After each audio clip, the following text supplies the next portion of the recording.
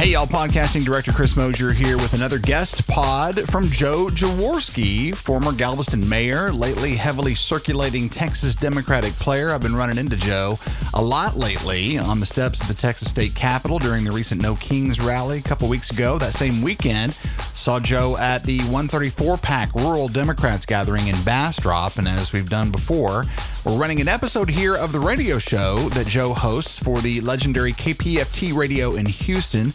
This one recorded a few weeks back with former Congressman Beto O'Rourke, who at the time had just wrapped a series of town hall meetings across Texas and since has joined Senator Bernie Sanders, Congressman Casar, and more on a similar run of rallies around the Lone Star State. Joe and Beto from KPFT Houston. Enjoy.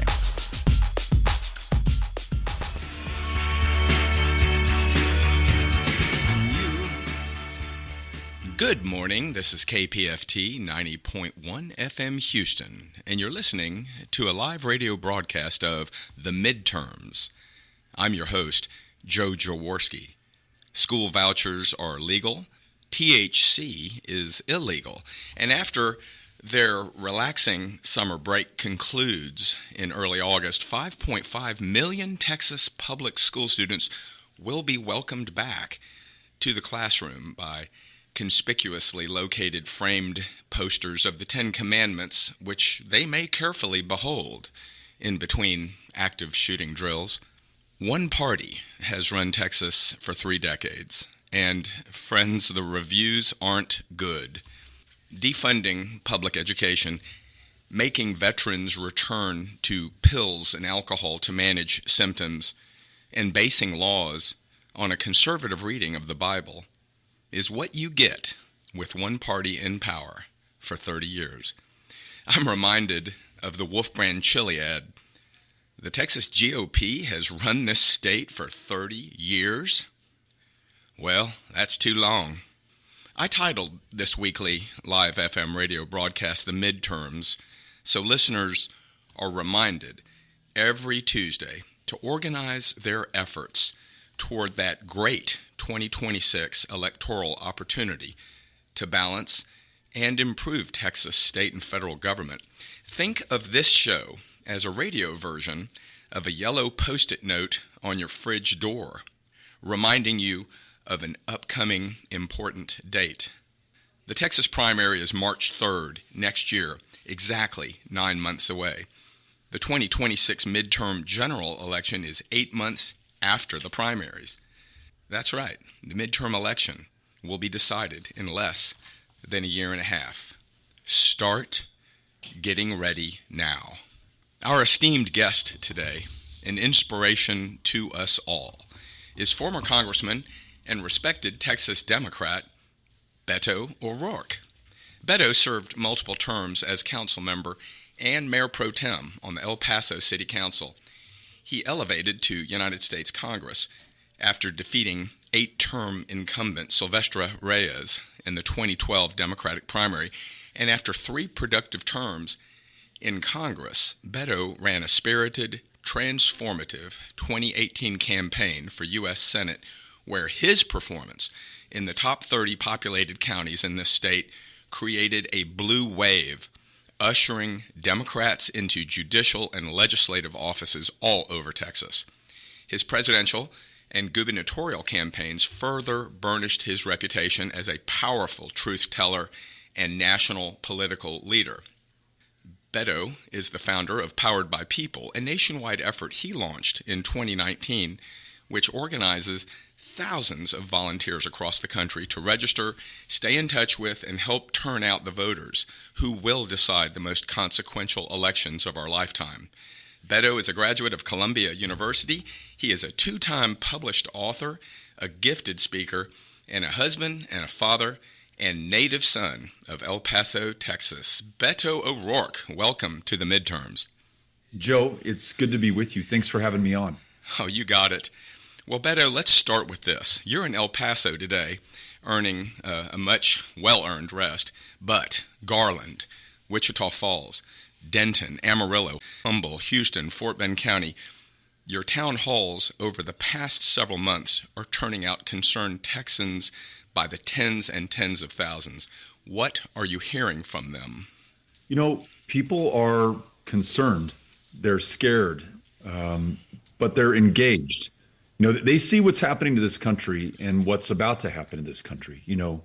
Veterans, for example, Joe, stepping up at these town hall meetings and saying, hey, it's already hard enough to get into the VA.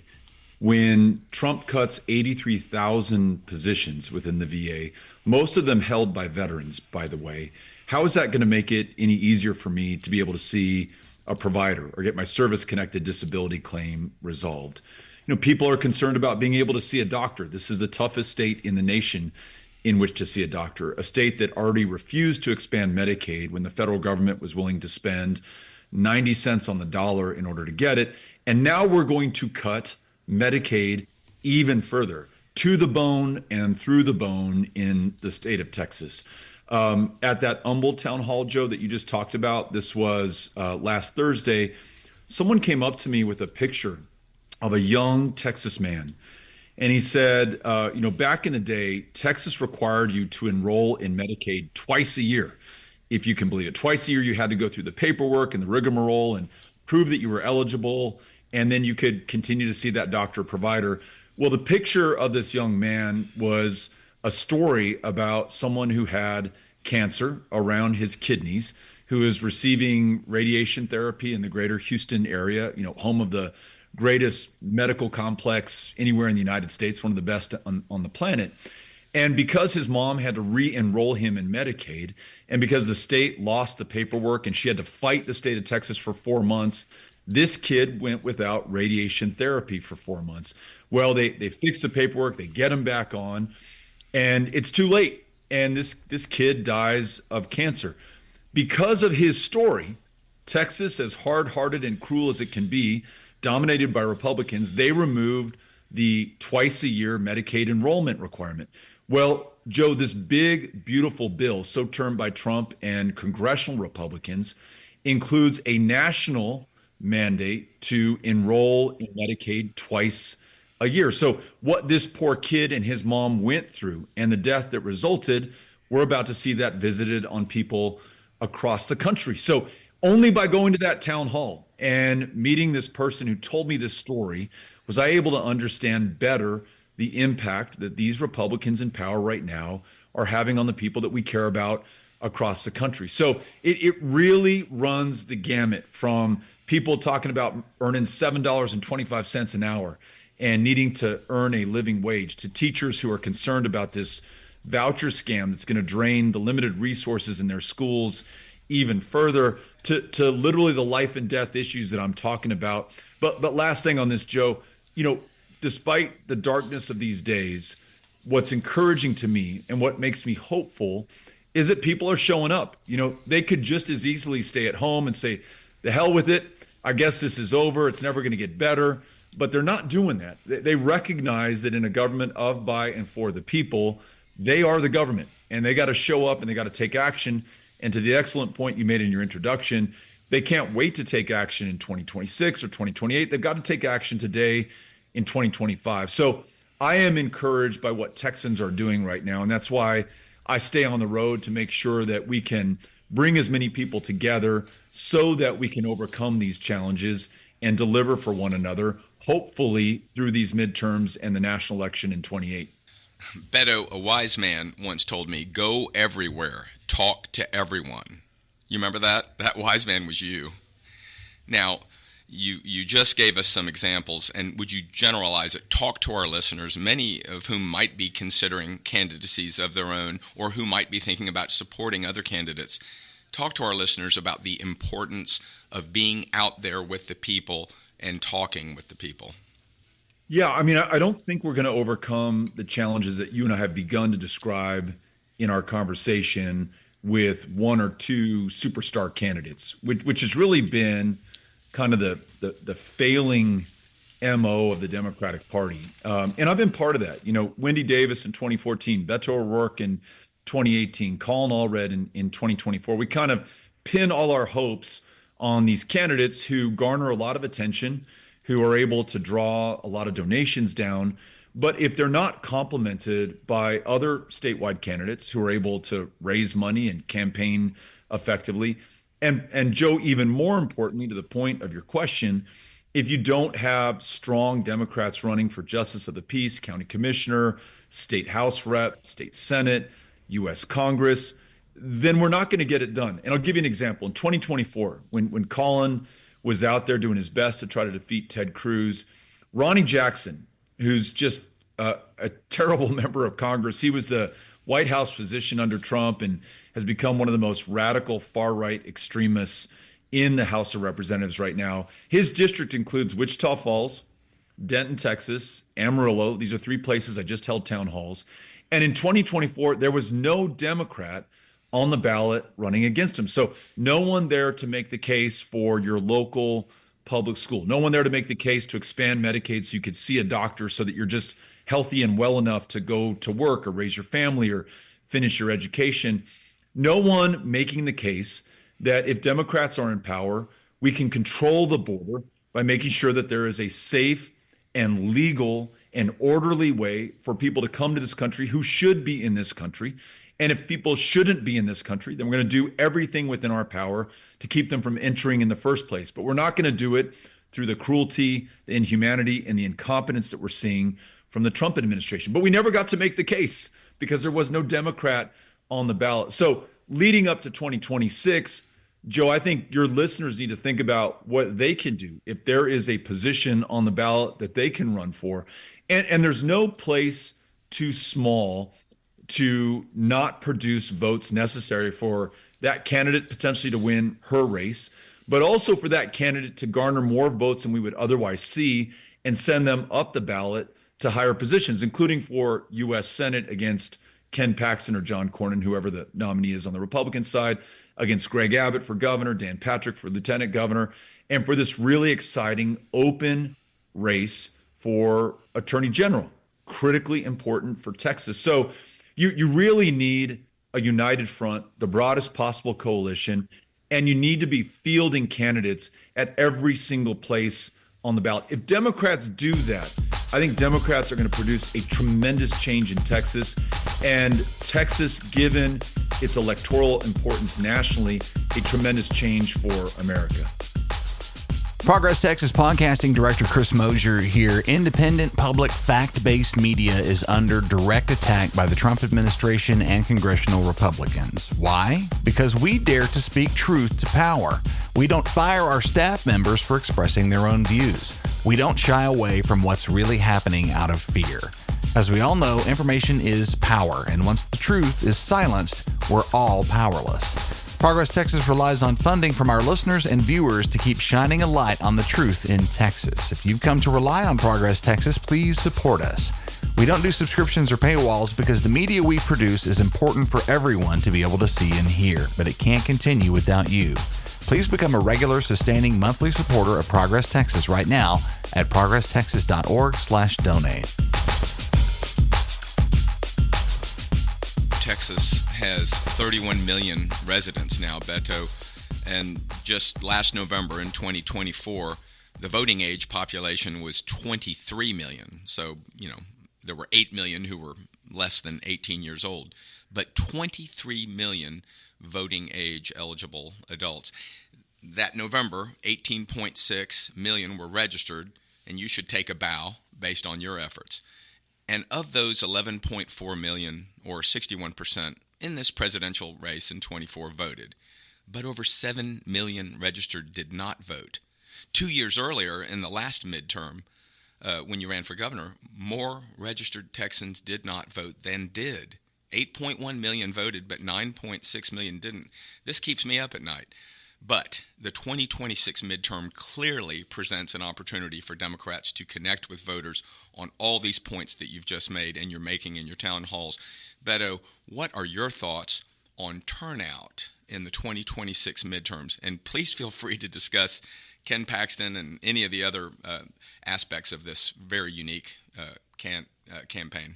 Yeah, we have some real challenges in Texas, right? I mean, following Texas's lead in really creating a democracy in America. It was Lyndon Johnson in '65 who signs the Voting Rights Act into law. And really, for the first time in American history, you have something approaching a real democracy where you can no longer exclude a part of the electorate based on their race, and gender is no longer a factor. And in 75, when it's reauthorized, you now have folks who are reading the ballot in other languages who are able to participate and vote. So we are increasingly becoming more and more small d democratic, until in 2013 in Shelby versus Holder, the Supreme Court in their infinite wisdom strikes down the most important and successful parts of the Voting Rights Act. And Texas is unleashed. The Republican majority in Texas is unleashed to once again try to control the electorate, where you have people in office choosing their voters instead of the other way around. And we're now the state that is toughest in the nation in which to register to vote and in which to cast a ballot. So that is in some part the explanation for why more than 7 million people in the last election and more than 9 million people in the election before didn't vote. It's not so much that they're lazy or that they don't love this democracy. It's that we have made it harder than any other place in America in which to do this. But it's not the full explanation. And if we left it there, Joe, we would be doing a deep disservice to the opportunity that you're talking about in 26. And we also wouldn't be effectively looking in the mirror about where Democrats have failed. I think a very sterile, very corporate, very conventional, very safe way of campaigning that is based on consultants and focus groups and polls and message testing, it's just left so much of the electorate cold. And they may not like Donald Trump or Ted Cruz or Ken Paxton, but if on the other side there's no one there or no party there, because it's not a single person and it's not even a group of people, it's got to be the party. If there's no party there that is engaging, that is listening, that is reflecting back with the urgency required what people are experiencing in their lives, well, we're screwed, right? We're just never going to get out of this hole. And it's not going to be a function of money or media or these platforms that are driven by algorithms where the people have become the product. It's really going to be candidates showing up, listening, engaging, and being with the people that they want to serve and represent. And it's like really hard, right? It's really tough. You can't phone it in, literally. You have to be there physically. And in a state with 254 counties, it's a real effort to get that done. But unless we Democrats are willing to put in that effort and be honest with ourselves about what it's going to take, I think we will remain politically irrelevant in this state. I mean, obviously, Joe, there's exceptions. I mean, you have these beautiful hotbeds of Democratic leadership in Harris County and Dallas County and Bexar County and in the Rio Grande Valley still, and Dallas County and El Paso County.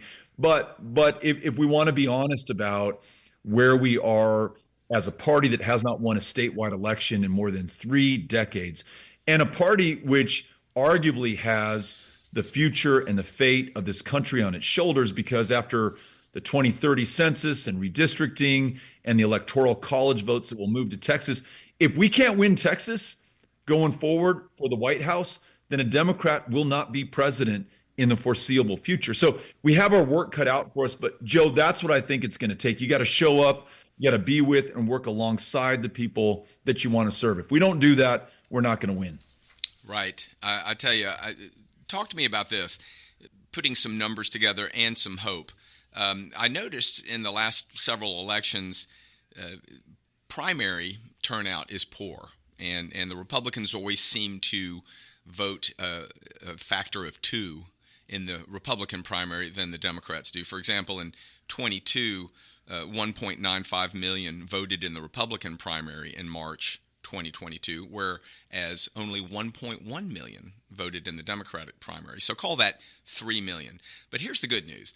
In November of that year, 8.1 million voted. So there's like over 5 million people who saved their powder, kept it dry, didn't vote in a primary.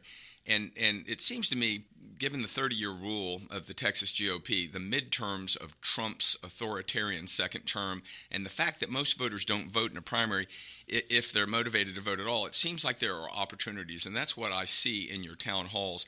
Talk to me about that vast multi-million number of voters who don't vote in primaries but do turn out in November. What opportunities do you see there? Yeah, it's a really good question. And, I think part of it is answered in, Democrats fielding more candidates. And by necessity, sometimes those candidates are going to oppose one another within a primary. But I don't see that as a problem as much as a benefit, because to the point I think you're making in your question, when you have contested races in the primary up and down the ballot, you're giving voters more choices. There's more energy, excitement, electricity, energy. There's more money coming in. There's more voters who are engaged. And if you do that in the primary, there's a good chance that if you are bringing in new voters through that process, those voters are going to stay through into the general.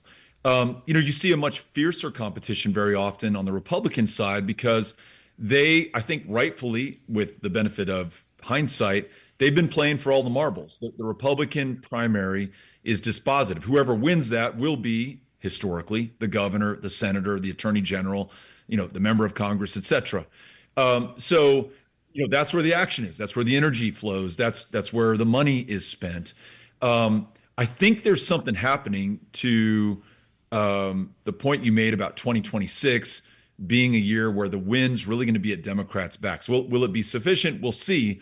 But it's the first midterm of a president who's newly in power, and typically that president's party loses ground, loses seats in Congress, has a tougher time in these midterm elections.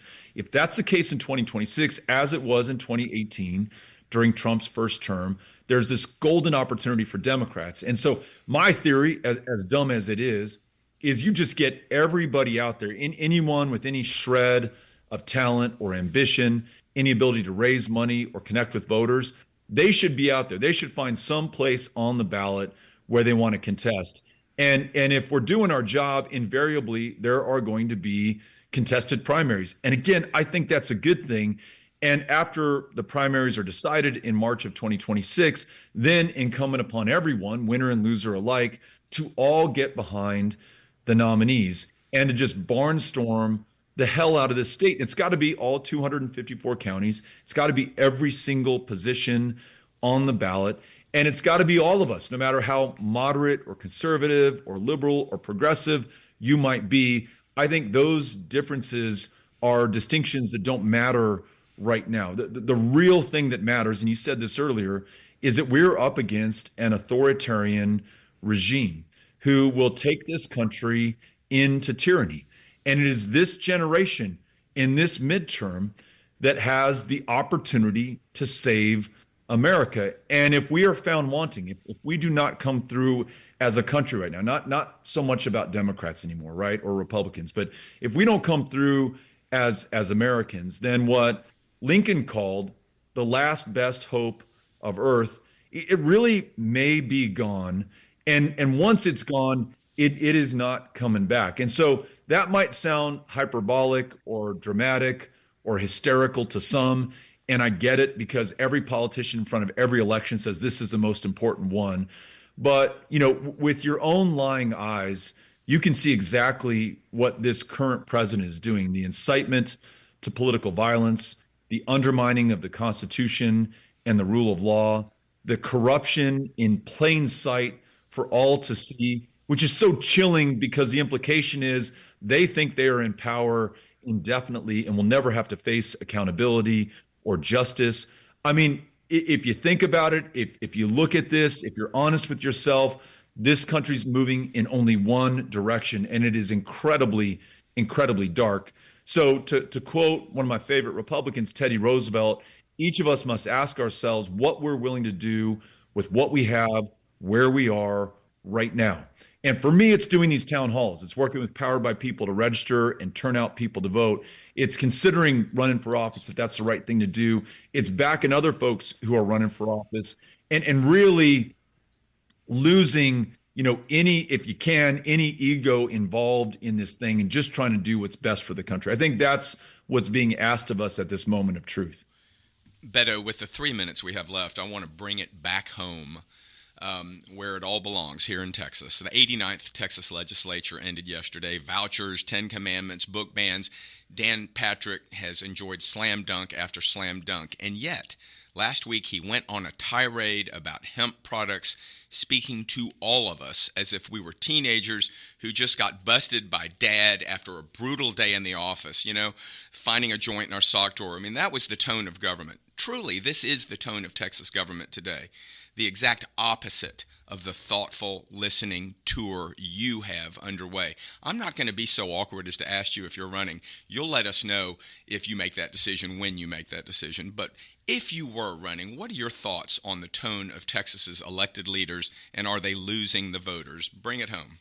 Yeah, this is the consequence of unmitigated electoral power for the last 3 decades. They can do really crazy, deeply unpopular things like cutting funding to your local schools, like banning all THC products, including those that veterans have told us that they want to use in lieu of alcohol or opioids or other things that aren't doing them any favors. They have completely left behind the electorate to pursue their extremist fever dream.